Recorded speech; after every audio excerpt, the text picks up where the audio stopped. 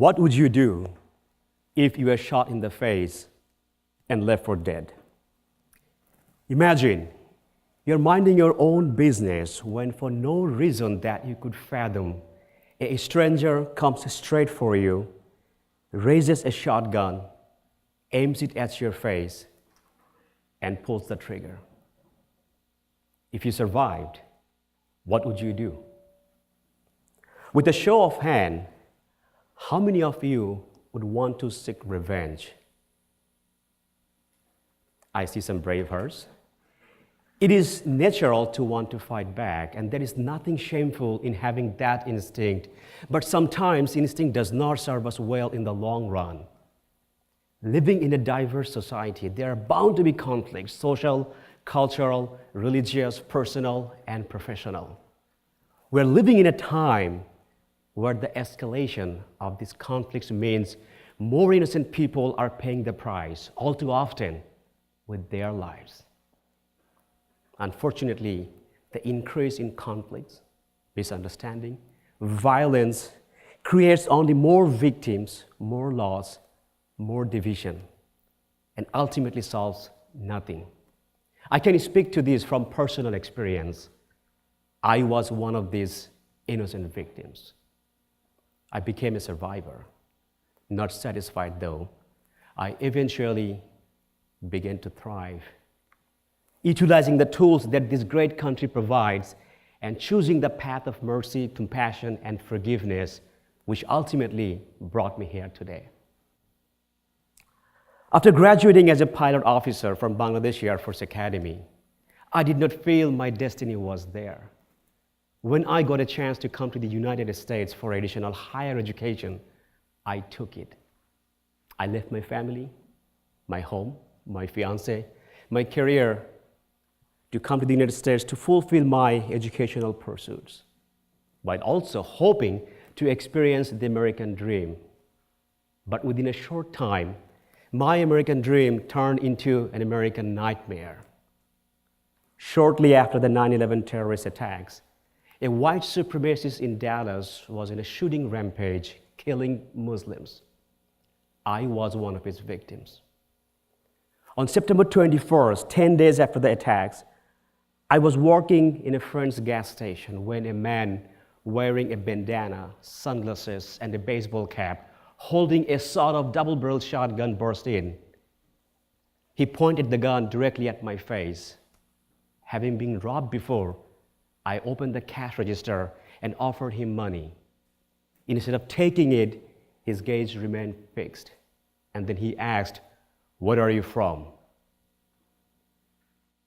And before I could say anything more than, "Excuse me," he pulled the trigger from point-blank range. I felt it first. Like a million bees were stinging my face, and then I heard it, the explosion. I looked down and saw blood was pouring like an open faucet from the right side of my head. Frantically and instinctively, I placed both hands on my head, thinking I had to keep my brain from spilling out. I heard myself screaming. Then noticed the gunman is still standing there. And I thought if I did not appear to be dying, he would shoot me again. I fell to the floor. He finally left. I grabbed the phone, but I could not dial 911. I ran to the barbershop next door, and 3 men inside looked at me in horror, and assuming the gunman was right behind me, scrambled to escape out back. I screamed, grabbing one of them and begging him to call 911. As he did, I caught myself in the mirror. The image reflected back was gruesome, like something straight out of a horror movie. In an instant it takes to pull the trigger, I had become disfigured, was losing blood and strength rapidly, fighting to stay awake, fighting to stay alive. The EMTs arrived on scene, found me running around the parking lot screaming, barefoot, shirtless. On my way to the hospital, I began losing consciousness. Images of my mother, my father, my other siblings, and my fiancé appeared before my eyes, and then a graveyard. I promised God, if He let me live, I would do good things with my life. There was so much I had wanted to accomplish and contribute. 5 hours after I was shot, I finally lost consciousness and was put on life support. The next thing I remember, I was asking, where am I? Thinking I had died, I anxiously waited. And when I heard, "Good morning, Mr. Bhuiyan, you are in the hospital," it was one of the most beautiful moments of my life. My eyes were full of tears, not from the pain, but from the joy of still being alive. But the joy did not last long. Within few hours, the hospital, which was private and expensive, and I didn't have health insurance at that time, discharged me and expected I would arrange follow-up medical treatments at my own. The second part of my American nightmare just began. As a result of the shooting incident, I underwent several eye surgeries. Unfortunately, though, I ended up losing sight in one eye. The right side of my face and head was and remains peppered with more than 36 bullet fragments. I lost my home, my job, my sense of security, and my fiancée, but gained more than $60,000 in medical bills. I reached out to Red Cross, but they informed me I was only qualified for 1 week's worth of groceries. When my father heard what happened to me, he suffered a stroke. Thankfully, he survived. I was extremely fortunate. The gunman, Mark Stroman, killed 2 South Asian men during his 9/11 retaliation shooting spree. He claimed he was hunting Arabs, but not one of his 3 victims was Middle Eastern. After his arrest, he told news media he had done what most Americans wanted to do. They just didn't have the guts. He claimed he was the true American, a patriot. He blamed me and my kind for 9/11. And he said, America is no place for Muslims until I started a campaign to try to save his life. With the support of Amnesty International, Muslim Legal Fund of America, I ran a campaign to save the life of my attacker. Working with Reprieve, a London-based non-profit organization, I took my campaign to the European Union Parliament and German Parliament at the headquarters of Lundbeck, the lethal injection manufacturer in Denmark. We convinced them to write a letter to the governor of Texas not to use their product to kill human beings. After our visit, Lundbeck also announced that they would stop supplying this drug to the US prisons that carry out executions. In the meantime, Mark came to know a little bit about me and the diverse coalition I formed with the help of Muslims, Jews, Hindus, Christians, and atheists who rallied together to get him removed from death row. I was told he was stunned. He was touched by our efforts. This was not something he expected from a Muslim. In a statement, he said, "In a free world, I was free, but I was locked up in a prison inside myself because of the hate I carried in my heart. It is due to Rais's message of forgiveness. I'm more content now than I've ever been." He also wrote a long letter to me where he said, "My stepfather embedded some lessons that I should have never learned. I have unlearned some of them, and I'm still working on some of them. I don't know who your parents were, but it is obvious they're wonderful people to lead you to act this way." What happened as a result of the shooting, Mark was tried and convicted, and he was sentenced to death by lethal injection in 2002. When he heard about my campaign and the contribution from the Muslim community, he thanked the entire Muslim community, condemned his own acts of violence, and called me brother in a phone conversation. It moves me profoundly to think that the man who tried to kill me because of the ways in which I was different learned to see the ways in which we were the same enough to call me brother before he was executed. His last words We're called for an end to hatred, saying hate is going on everywhere. It has to stop. Hate causes a lifetime of pain.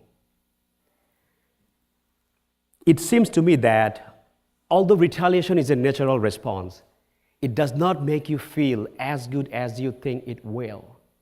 Any harm you inflict or hope to see inflicted against another human being winds up hurting you too. We are all cut from the same cloth. When one of us bleeds, we all bleed.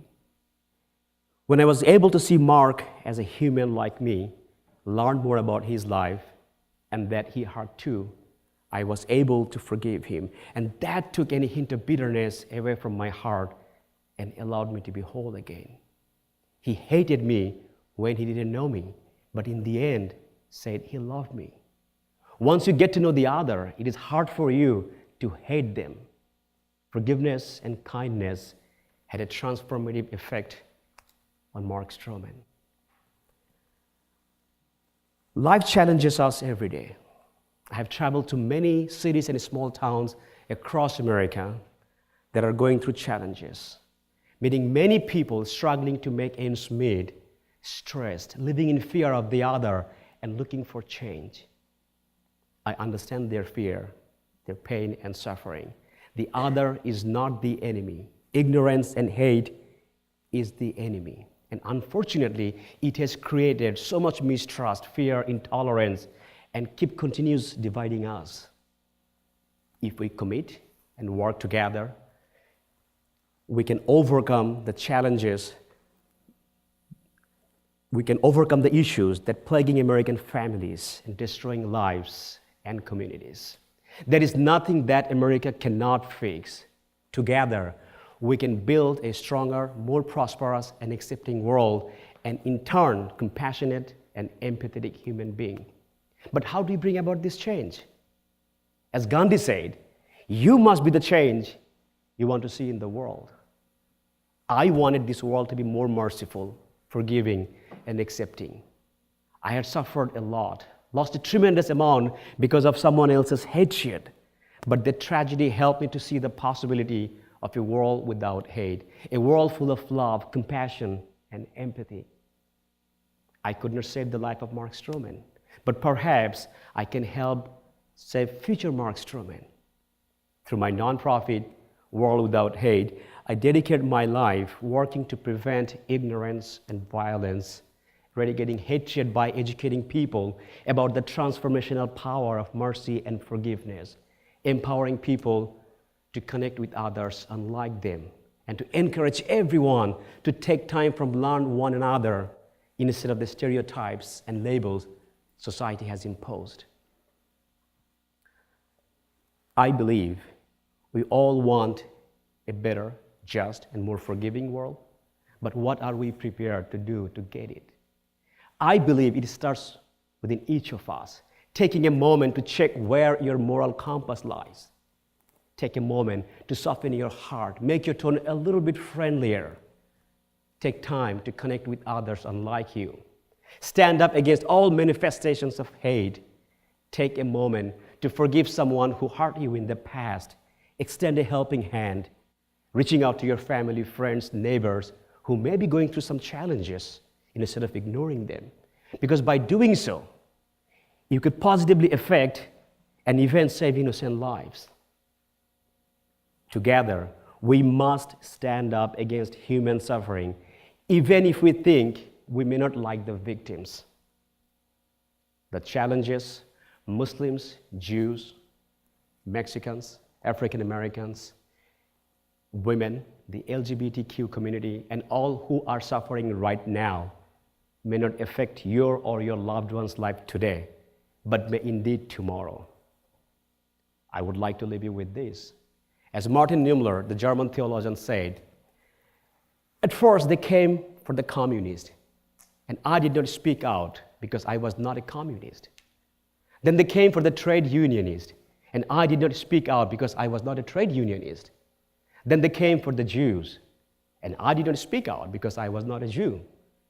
And then they came for me, and there was no one to speak for me. Thank you.